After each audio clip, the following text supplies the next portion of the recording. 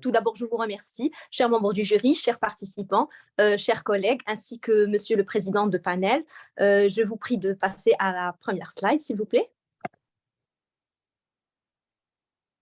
Alors, la première slide est introductive. C'est le titre de ma présentation, qui est l'illustration de la montée du néo-unilatéralisme dans la gouvernance mondiale du commerce par la réforme du droit international des investissements.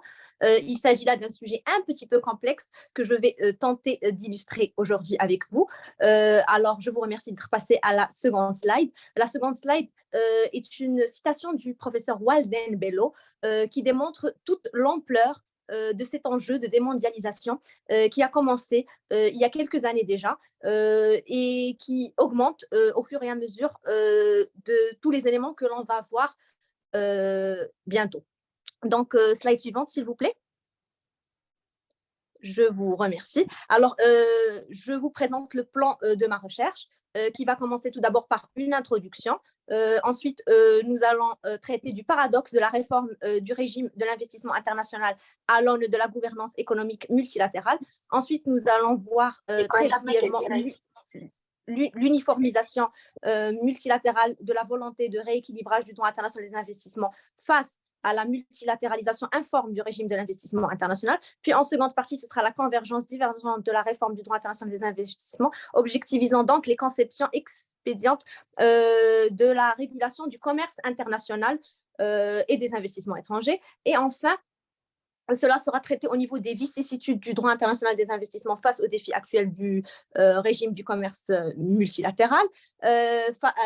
Premièrement, via la priorisation de la promotion d'objectifs communs. Ensuite, le repositionnement du droit de règlement des États. Et enfin, on verra la réforme du système de régulation des...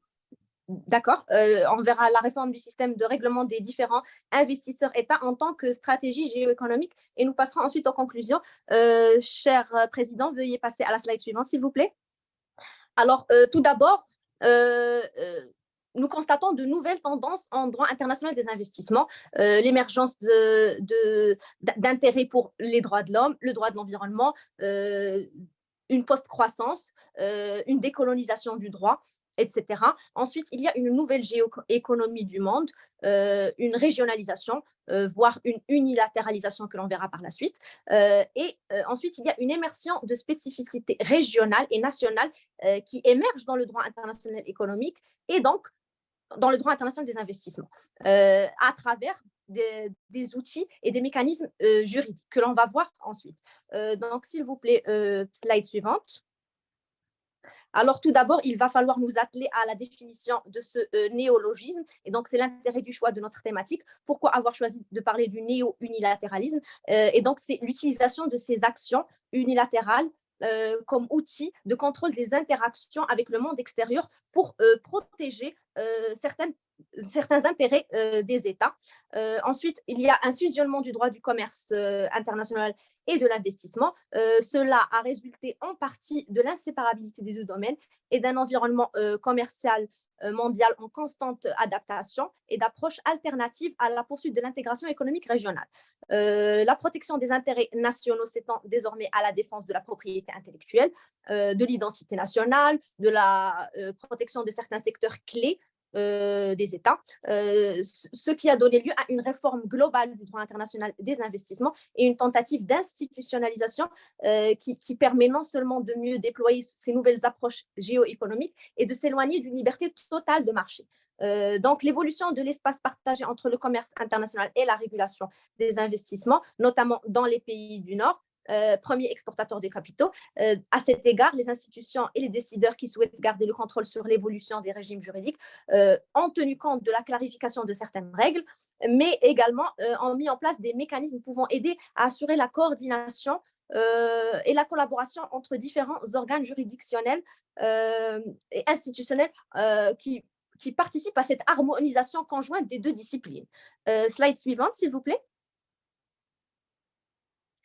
Donc, l'intérêt du sujet qui est l'émergence de ce néo-unilatéralisme au sein du droit international économique et, in fine, le droit international des investissements et le droit international commercial, c'est que la fragmentation contemporaine de la mondialisation et donc l'émergence de cette démondialisation laisse place à une redéfinition de la corrélation entre l'économie et la politique durant cette période de rivalité entre les grandes puissances. Il y a une pilarisation géopolitique, une ère de géoéconomie, et donc l'analyse de la réforme du droit international des investissements par le prisme de la cohérence va nous conduire à la constatation de divergences majeures dans les approches continentales.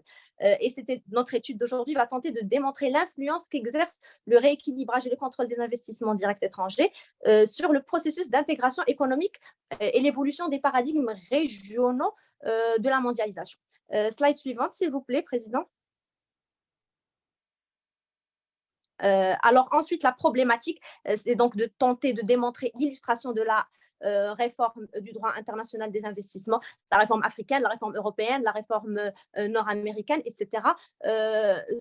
Et l'ambition de créer, de s'éloigner du droit international traditionnel vers un droit international plutôt régional, et in fine vers une réforme globale, une tentative d'institutionnalisation qui permettrait non seulement de déployer de nouvelles approches géoéconomiques et encore une fois, de s'éloigner de la liberté totale de marché.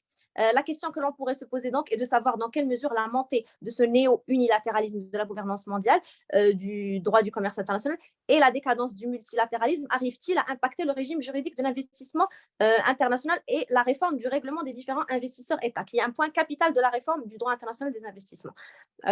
Donc, il va falloir déterminer la cohérence du système en matière de régulation des investissements étrangers, malgré la diversité des composantes des systèmes communautaires, face à la légitimité de ces nouveaux paradigmes du droit international et de la légalité et donc le respect effectif des lois par leurs destinataires.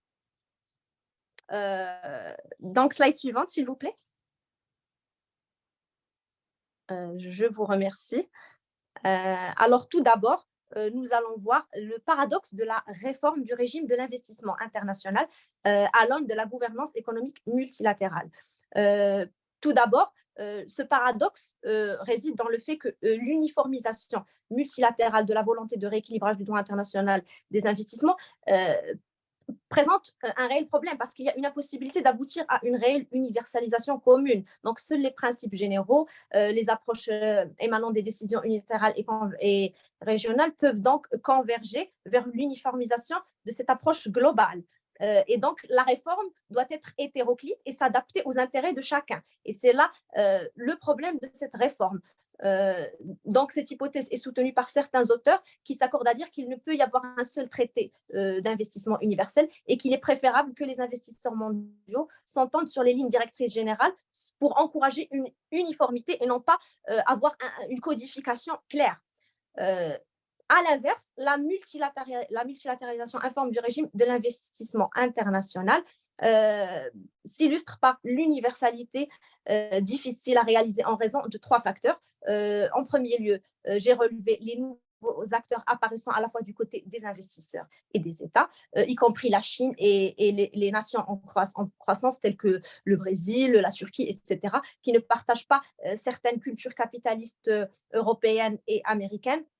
Et en second lieu, l'introduction de nouveaux défis extra-économiques, tels que une fragmentation déjà, des divergences par rapport aux droits environnementaux, aux droits sociaux, et enfin, l'émergence de mécanismes nationaux afin de réduire la mainmise des investisseurs étrangers sur certains secteurs clés. Et cela démontre la priorisation de la primauté nationale qui tendrait vers une réforme, vers une forme d'unilatéralisation du droit international des investissements plus tard, peut-être. Donc, slide suivante, s'il vous plaît, Président. Donc, les deux constats principaux sont que le contrat revient en tant que moyen de protection des investissements. Bien sûr, cela pourra être débattu plus tard, mais il est vrai que les États optent plus pour les contrats désormais pour créer un cadre global adapté aux investissements, adapté à certains domaines précis plutôt qu'un traité plus généralisé, un traité bilatéral généralisé. Et enfin, il y a l'incorporation des lois étatiques plus protectrices de certains secteurs. C'est surtout le cas dans les secteurs qui brassent à la fois le droit de l'OMC et le droit international des investissements. Il faut recentrer certaines priorités nationales. Il faut recentrer la protection des intérêts nationaux, la protection de l'environnement, la protection de la sécurité nationale, etc. Et donc, cela pourrait être une explication à ce que l'on a avancé avant. Slide suivante, s'il vous plaît, Président. Slide suivante, s'il vous plaît. Merci. Donc, nous passons à la deuxième partie de notre recherche et donc à la convergence divergente de la réforme du droit international des investissements qui objectivise les conceptions expédientes de la régulation du commerce international et des investissements étrangers. Donc, il y a tout d'abord les vicissitudes du droit international des investissements face aux défis actuels du système commercial multilatéral. Donc, le constat à la fois de la pilarisation et de la polarisation des systèmes des différents blocs régionaux. Et cela est constaté principalement à cause de la priorisation de la promotion d'objectifs communs. Nous constatons que la majorité des affaires qui brassent à la fois le droit de l'OMC et le droit international des investissements sont quelquefois jugées en faveur des investisseurs. Il y a quelques exemples devant vous. Et cela conduit à une priorisation de la promotion d'objectifs communs et à un éloignement du paradigme principal du droit international des investissements, qui est donc la protection uniquement de l'investisseur au détriment de l'intérêt de l'État et de l'intérêt des citoyens de cet État. Et donc, il y a l'émergence de dispositions relatives à la protection de l'environnement dans certains accords internationaux commerciaux. Je donne des exemples africains. Il y a aussi des exemples nord-américains, des exemples sud-américains. Ensuite, il y a l'émergence du concept d'autonomie stratégique de l'Union européenne. Ça, c'est un exemple purement européen. Et ensuite, il y a l'utilisation de mécanismes de filtrage. Donc, le filtrage, on peut constater qu'il y a également une tendance de filtrage des investissements sortants en Amérique du Nord également. Et enfin, l'investissement socialement responsable, qui est également une méthode de filtrage qui n'est pas acceptée par tous, mais qui demeure en quelque sorte une méthode de filtrage des investissements. Et enfin, le recours à la clause de la nation la plus favorisée en Europe, notamment, qui aide à faire avancer les intérêts géoéconomiques de l'Union. Slide suivante, s'il vous plaît, Président. Et donc, pour la deuxième partie, c'est le repositionnement du droit de réglementer des États. Et ça illustre également la vicissitude de ce droit international des investissements classique, traditionnel, si je peux dire, face aux nouveaux défis du commerce et du système multilatéral actuel. Donc, il y a le concept d'un nouveau régionalisme dans la gouvernance des investissements en Afrique et en Asie, notamment à travers les CER africaines, à travers la NAT, à travers le RCEP. Donc, c'est un nouveau régionalisme qui défie la réglementation qui protège seulement l'investisseur au détriment de l'État. Donc, il y a une domestication du droit international économique, le développement également simultané de deux régimes est également assuré par la fertilisation croisée entre les régimes régionaux et nationaux. Donc, le régime régional puise ses idées dans le régime national et inversement. Donc, il y a la nouvelle tendance des mesures visant à protéger les capitaux et les idées sortants, notamment la loi américaine. Ensuite, il y a la nouvelle mise en œuvre de l'exception de sécurité en Amérique du Sud. Donc, ces initiatives ont eu un impact sur les accords internationaux d'investissement et démontrent comment des actes unilatéraux, donc un néo-unilatéralisme, ce néologisme, émanant d'États renforcent mutuellement ces régimes d'investissement régionaux et donc nationaux. Donc, ces lois d'application générale ont un impact sur le bloc régional, etc. Donc, les lois de banque, notamment les restrictions sur la propriété étrangère, etc. Alors, slide suivante, s'il vous plaît, Président, et je vais essayer de faire vite pour vite terminer. Donc, on a quelques hypothèses sur l'internationalité, sur le fait, je vais vite passer outre, sur le fait que l'internationalité interne et externe explique ce néologisme. Ensuite, s'il vous plaît, slide suivante pour faire plus vite. Et donc, pour conclure sur cette idée, qui est que la réforme du système de règlement des différents investisseurs États est une nouvelle stratégie géoéconomique qui peut être expliquée de différentes manières. Une tendance à remplacer le règlement des différends par des tribunaux, qui est la tendance européenne. Ensuite, une tendance régionale en Afrique vers la liberté du choix, également en Asie vers la liberté du choix de mécanismes de règlement des différends, mais également l'intégration de mécanismes au sein du système régional. Enfin, pour conclure, slide suivante, s'il vous plaît. Slide qui suit, s'il vous plaît. Merci. Et ensuite, suivante, s'il vous plaît, pour conclure. Donc, nous constatons qu'il y a un lien indéfectible entre le droit international des investissements et le droit du commerce. Donc, l'impact de cette complémentarité réduit plusieurs risques face à cette montée du néo-unilatéralisme, et les États donc cherchent à se substituer aux institutions internationales en matière de réglementation des différends pour mieux protéger leurs intérêts nationaux, pour mieux protéger, pour créer une refonte axée sur les intérêts de tous et de chacun. Et enfin, la dernière slide, s'il vous plaît. Suivante, celle qui suit, s'il vous plaît. Je vous remercie. Donc, ces nouveaux développements, pour conclure, nécessitent donc de repenser l'ordre international libéral et tendent à influencer les échanges de biens et encourager la protection de la propriété intellectuelle et les brevets afin de favoriser l'exportation. Et donc, ça, c'est l'idée générale. Et enfin, créer plus tard une stratégie harmonieuse. Et je vous remercie.